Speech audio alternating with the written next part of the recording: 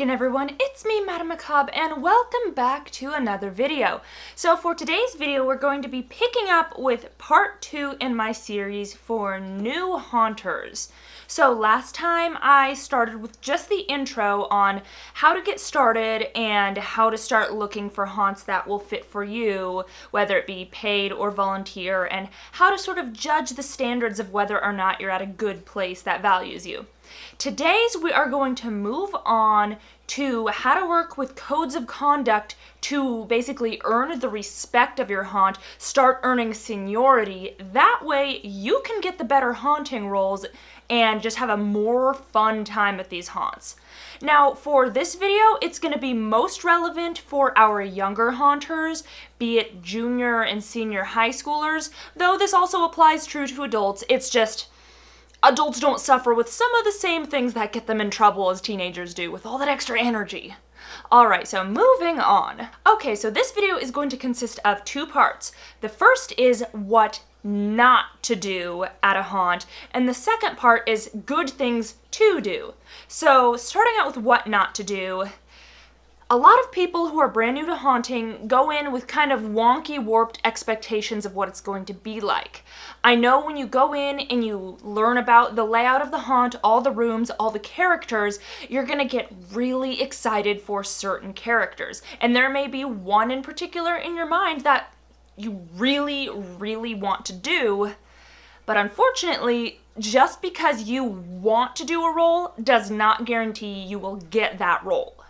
So go in with the mindset that you may not necessarily get to do every single role you want to do, and that's normal. Now mind you, if you did find a place that pays you, they may have you audition for roles. And this will be different from volunteer haunts. So you'll go in, you'll do your audition, and you will be selected for a role, and since you're being paid for it, likely you will do that role the entire run of the haunt. But, and then some might be different, but that's just been my experience with the paid ones. But volunteer haunts tend to work on a rotating schedule, so you get more chances to do other roles, at least once again in my experience. So again, there will be times when you are unfortunately not going to get the roles that you want, and it is very important not to pout about it or make a big scene, because the directors and the senior staff, they see this stuff, and if they constantly see you pouting, having a fit, or just being nasty whenever you're not getting your way, it's not going to win you any brownie points, and it might even make other actors get annoyed with you. So try to internally, like if you're upset, it's okay to have a, dang it, I would really like that, but like if you're going to mope and carry on, try to not revel in it, because again, you're in a somewhat professional environment, and that's really not the place for it. See, one of the big things that goes hand in hand with auditioning and acting ability with getting roles, especially in volunteer haunts, is a seniority system. This will be different place to place, but in general, it tends to be how much work you have put into the haunt that year, plus if you have come for multiple years, that gets you even more seniority. And those who have put the most into the haunt get the most back out of it. So as a general rule, those who have been there the most nights, helped the most with construction and other things, depending on, again, if it's volunteer, the more you do, the more likely it's gonna be that even if you don't get the one role you want, generally have a list of multiple roles you'd be cool with. Odds are, if you've put a ton of work in, more than a lot of other people, odds are they're gonna let you have one of the roles that you want. So it's really important to put the time in if you want to start earning some rank through seniority. That being said, even if you do put in a lot of hours and start earning that seniority, there's always gonna be someone who's been there longer, who has more acting experience. So I mean, even then, there still may be times when somebody outranks you and gets the role you want. So just be prepared for that, and once again, have multiple roles that you'd be cool with. And I mean, heck, you may end up getting the role you want because you've got great acting and you've got seniority, and sometimes some people just don't want to do the role you do and nobody else wants it, so you can just take it.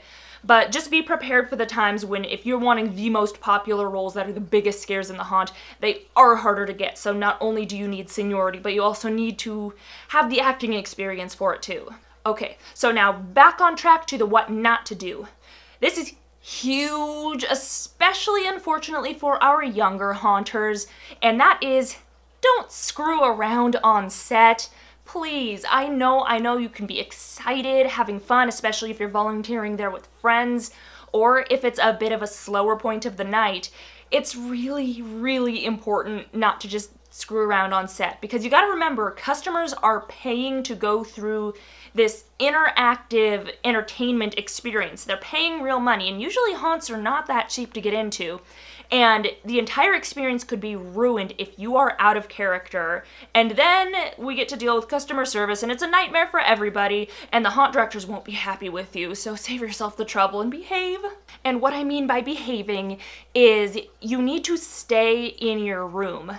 Something that really kills it for a lot of people is if you're running around the haunt, you're not where you need to be, thinking, oh, no customers are coming, and then, oh, surprise, a group is there, and none of you are in your hiding spots to jump out, or you're not in your place to do your distraction or whatever. The experience falls apart because you're not there. And I think even bigger than people being out of place, the biggest issue we have in haunts, especially with the younger folks, is talking loudly. If you can keep your voice very quiet and just speak with the people directly in your room, most of the time it'll be fine, because it's, you can tell based on the screams and the noises or the sound effects and stuff going off, you can tell where the groups are in the haunt. But if you're talking like at the volume I'm talking now, that travels. A lot of the separations between rooms in most haunts, they're just acting walls. It's not a lot to stop sound from traveling. So if they're, just a short ways away, a couple rooms down, and you're talking like this, they're gonna hear you, and then once again, it's gonna ruin their immersion. So it's preferable just not to talk, and you'll find on busy nights there isn't time to talk anyway. But, just try, if you must talk, keep it a very low volume so you don't, once again, ruin the experience for the customer and get yourself in trouble and lose seniority points. The next big do not do thing is something that should be, and I know it is common sense for the vast majority of you, but this goes out to a handful of people in particular. Do not disrespect the costumes and the props. They are generally very expensive. They are sometimes custom made for the haunt, and they are not your property. You should treat the costumes with respect, not drag them around in the mud or rip them or be too rough on them. Don't beat around props and go crazy with them, just having a blast, horsing around. A lot of these things can be fragile, and it's just, that's one of the fastest ways to either get yourself fired from a haunt or lose any sort of seniority and trust you have built up the entire time you're there. So please treat all the costumes and all the props in the haunt with the utmost respect, because that is a huge deal breaker for just about any haunt. And the next point we have for not to do is another thing that's more applicable to our younger high school folks. And this one, please, it can affect you for years to come, where some people like, oh, you're a bit of a chatterbox. You can grow out of that and people will let it go if years pass and you get better. But this next one, it will stick with you. Do not go out of your way to start drama with the other actors, because you do start to gain a reputation in the haunts you work at. And like I said in the last video, different haunts and haunters all communicate with one another. So if you build yourself having a reputation as somebody who's constantly spreading rumors, constantly starting fights, constantly looking for anything negative, people are going to know you for that. Haunts are going to know about that. And some haunts may even refuse to let you volunteer or hire you because you have that reputation. I've actually seen it happen. It happened last year. There was one girl in particular who was known for constantly starting stuff with any other female actress. So she wasn't allowed to participate because haunts don't want drama. They want a professional environment. So if you're known for that, it could really hurt you. And unfortunately, that one lasts. That can stick with you for years and years until you move to a different area entirely. So just don't even start. I promise you it'll be better for you in the long run. Next is another important one that, at least for your location, can really mess things up for you. Do not talk back to the senior staff and the directors. I mean, you are free to give your opinions and your criticisms in a professional and respectful manner. But if you are known for being sassy and rude and disrespectful to the people who run the place, that once again will drain all your seniority away. That might even get you kicked out because they don't want to deal with you. So if you're told you got to work a room you don't really care for, it's fine to go, all right, well, it's not really my favorite room. I'll do it, but maybe tomorrow I can do a different one, please.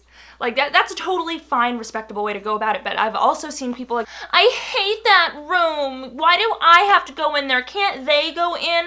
I really don't want to. I should just go home. Like, that's really, it's not attractive, it's not cute, it's not professional, there's nothing admirable about it, and that's gonna basically make them not want to have you there and not want to give you good roles. They're just gonna want you out of their hair. And the final what not to do thing I'm including, which this will be included obviously in your training at any haunt you go to, but I'll put this in because it is such an important one. Never, ever, ever touch the customers. Unless you work at a haunt where every customer that goes through signs a waiver that legally they're releasing it so you are allowed to touch them. If you don't work at one of those, do not touch the customers. That can lead to lawsuits, and if a customer goes to the director and they can remember which room you were in or the character where you were and go, they grabbed me, you will get fired, and the haunt could have legal action taken against them. So don't touch people.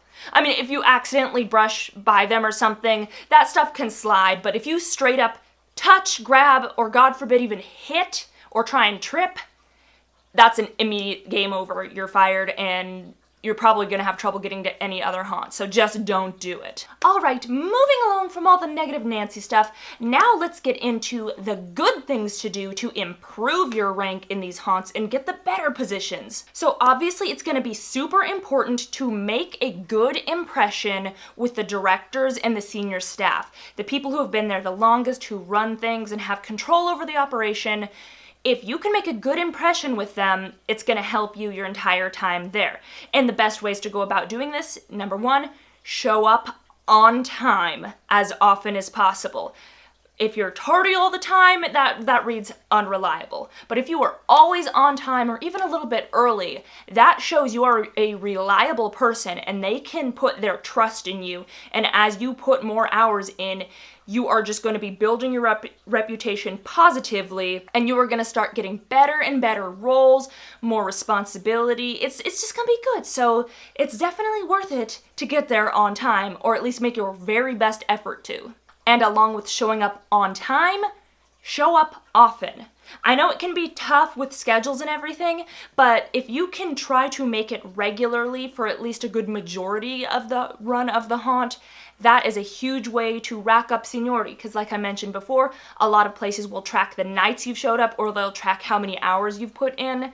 So if you're showing up on time and you're coming a lot of the nights, if you come a lot of nights and on time, you're gonna have a much, much easier time getting the roles you want. It does help, like the earlier you get there, talk to the staffing director and the casting crew and everything. You can talk to them, you get there early, you get the pick of the crop. So it really does pay. Plus you get to get into makeup early, which means you don't have to wait and panic as it gets closer to opening. You have your makeup on, you can chill and snack, and it's fine, it's great. So it's just, take it from me, it's just way better to get there early and just everything dealt with. And you're just calm and you're not rushing and crazy. So another valuable thing to have to start ranking up in seniority at haunts is acting experience is incredibly valuable.